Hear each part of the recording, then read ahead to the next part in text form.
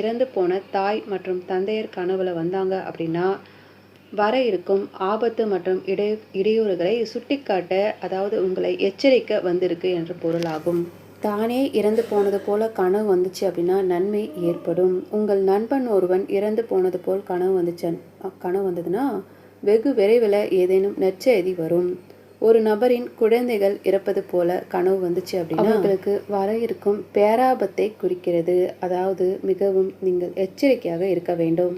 நாம் பிறரை அடிப்பது போல கனவு வந்தால் நண்பர்களால் புகழ் ஏற்படும். புகழ் பன்மடங்கு பெருகும்.